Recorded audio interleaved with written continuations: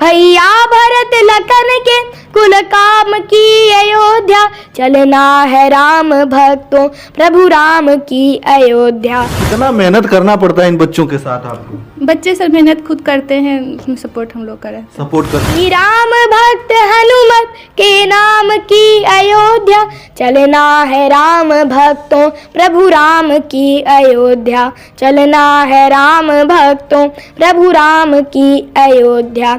ऋषियों की है अयोध्या, दूर तक आकर के यहाँ परिश्रम कर रहे हैं, दर दर की ठोकर खा रहे हैं। राम जी के दर्शन सुखधाम के अयोध्या, चलना है राम भक्तों प्रभु राम की अयोध्या। आपको सुनाती हूँ, जब मैं सबसे छोटी उम्र में, जब इसके उम्र की थी, उस समय मैं एक कविता की रचना की थी, बस उसी को सुना। साथियों नमस्कार, इस समय मेरी मौजूदगी है वाराणसी में, वही वाराणसी जिसे भारत की सांस्कृतिक और आध्यात्मिक नगरी कही जाती है। और इसी बनारस में ऐसे ऐसे कलाकार आपको मिल जाएंगे, ऐसे ऐसे कलाकार मिल जाएंगे हर बनारस की गलियों में। और उसी गलियों में ढूंढते हुए हमें ये कलाकार मिल गए जो छोटी सी उम्र में, इनका तो 7 साल की उम्र है, छोटी सी उम्र में ये लोग इतना अच्छा गाते हैं। ये भाई हैं और 2 बहनें मिलकर बहुत अच्छे से गा लेते हैं। तो आइए हम इनसे जानते हैं। पहले तो नाम बता दीजिए, क्या नाम है आपका? श्री राम कृष्ण।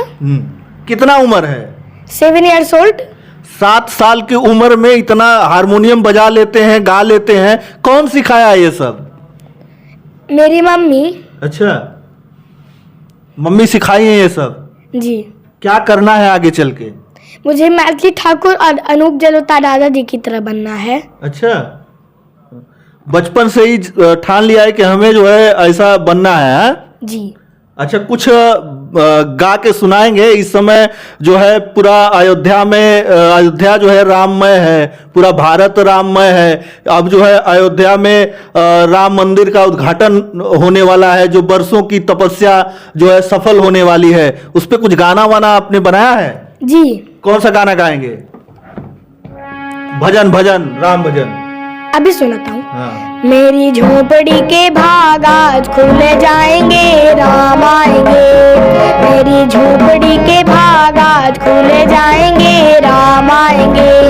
राम आएंगे, आएंगे, राम आएंगे। राम आएंगे, आएंगे, राम आएंगे। मेरी झोपड़ी के भाग आज खुल जाएंगे, राम आएंगे। मेरी झोपड़ी के भाग आज खुल जाएंगे, राम आएंगे।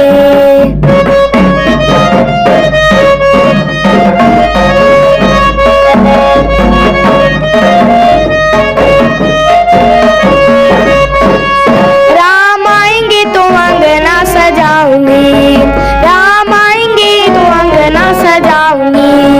दीप जला के दिवाली मैं मनाऊंगी, दीप जला के दिवाली मैं मनाऊंगी। मेरे जन्मों के सारे पाप मिट जाएंगे, राम आएंगे। मेरी झोपड़ी के भाग आज खुल जाएंगे, राम आएंगे। और भी कुछ याद है आपको राम भजन? जी। श्री राम जी के दर्शन सुखधाम के अयोध्या, चलना है राम भक्तों प्रभु राम की अयोध्या। हाँ, अयोध्या जाना है? जी। अयोध्या जाने का मन है? जी। हाँ? जाने का मन है। हाँ। तो सबको तो निमंत्रण आ रहा है जाने के लिए? अभी नहीं, अभी हम लोग को नहीं, अभी साधु संतों को, जो मंदिर के रक्षा कर सकते हैं, उनको निमंत्रण जा रहा है। हाँ।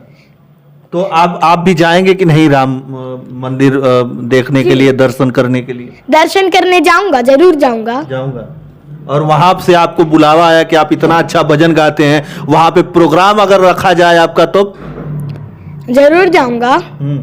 अभी तो बातचीत मेरे कार्यक्रम की चल रही है।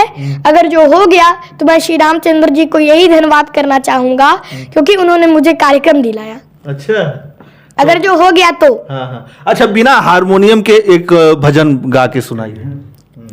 श्री राम जी के दर्शन सुख धाम की अयोध्या, श्री राम जी के दर्शन सुख धाम की अयोध्या, चलना है राम भक्तों प्रभु राम की अयोध्या, चलना है राम भक्तों प्रभु राम की अयोध्या, चलना है राम भक्तों प्रभु राम की अयोध्या।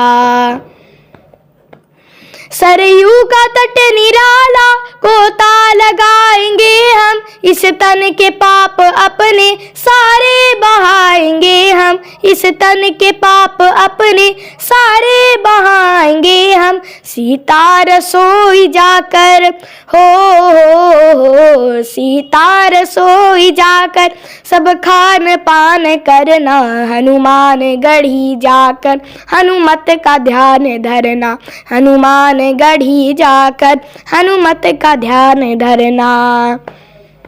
वाह वाह, क्या बात। श्री राम भक्त हनुमत के नाम की अयोध्या, श्री राम भक्त हनुमत के नाम की अयोध्या, चलना है राम भक्तों प्रभु राम की अयोध्या, चलना है राम भक्तों प्रभु राम की अयोध्या।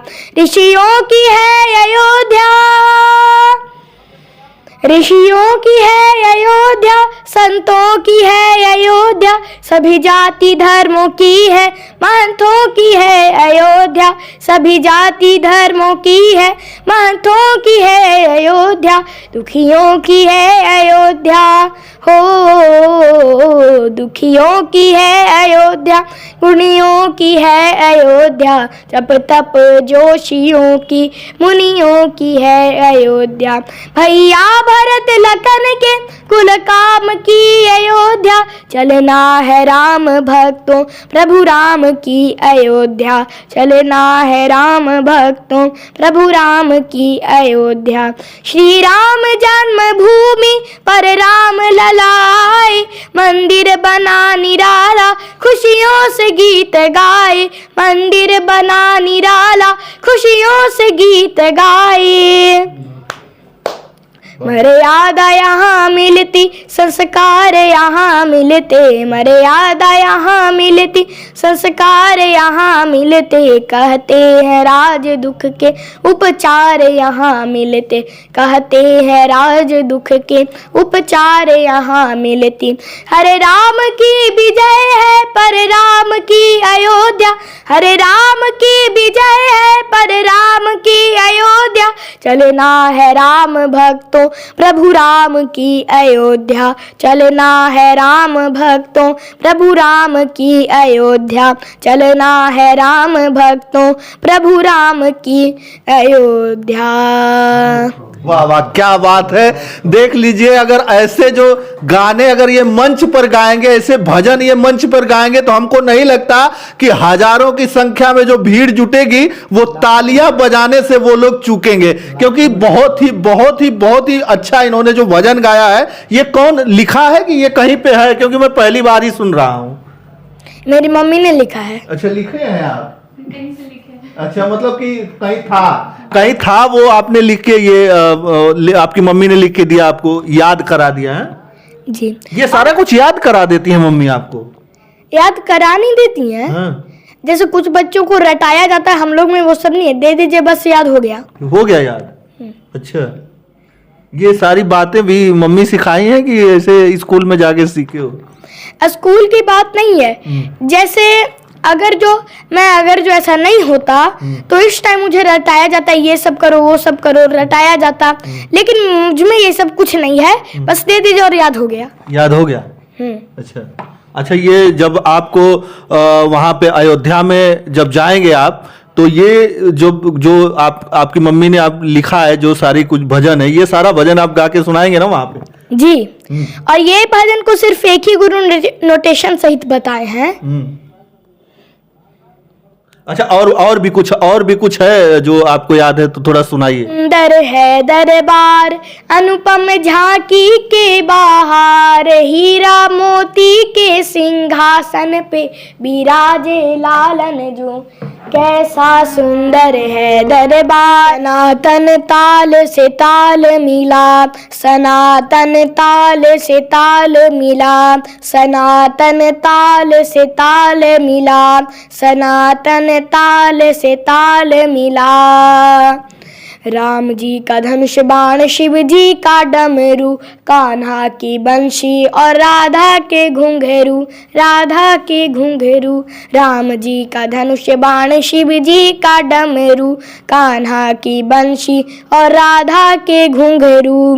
जो भूले भटके हैं उनको, जो भूले भटके हैं उनको गौरव याद दिला, सनातन ताल से ताल मिला, सनातन ताल से ताल मिला, सनातन ताल से ताल मिला। कर में तिरंगा व भगवा उठा के, जय भारत माता के नारे लगा के, नारे लगा के, हम सब में है एकता ये दिखा के, वंदे मातरम का जय गान गा के। भरत खंड भगवा हो जाए, भरत खंड भगवा हो जाए, ऐसा चमन खिला, सनातन ताल से ताल मिला, सनातन ताल से ताल मिला, सनातन ताल से ताल मिला। वाह वाह, क्या बात है। ये सारा कुछ जो है सिखाने वाली इनकी जो मम्मी है, मम्मी कहे या गुरु कहे, यही सब कुछ है। क्या नाम है आपका? मेरा नाम कृति सागर हुआ। अच्छा, कृति सागर जी। अच्छा, ये आप इनकी मम्मी हैं? जी। ये आप ही सारा कुछ सिखाती हैं? नहीं, से क्लास भी करने जाता है। अच्छा, क्लास भी करने जाता जी, है। जी। अच्छा, लेकिन फिर भी इतना सारा कुछ जो है आप जो है इनको सिखा दी, भजन भजनों का कलेक्शन मैं ही निकालती हूँ। अच्छा, जी जी। तो आप भी कुछ पढ़ी होंगी, मतलब ये संगीत से नहीं हूँ, मैं साहित्य से हूँ। साहित्य से है? जी। तो साहित्य और संगीत का तो अद्भुत मिलन है? थोड़ा बहुत हो जाता है। तो आप भी कुछ साहित्य से कुछ सुनाएंगी, जो कविता जो होता है, क्योंकि आप जब पढ़ी हैं तो पक्का है कि कुछ लिखी जरूर होंगी अपने मन में। जी है तो। हाँ। मैं आपको सुनाती हूँ। जब मैं सबसे छोटी उम्र में, जब इसकी उम्र की थी, उस समय मैं एक कविता की रचना की थी, बस उसी को सुनाती हूँ। वो प्रदूषण पे है।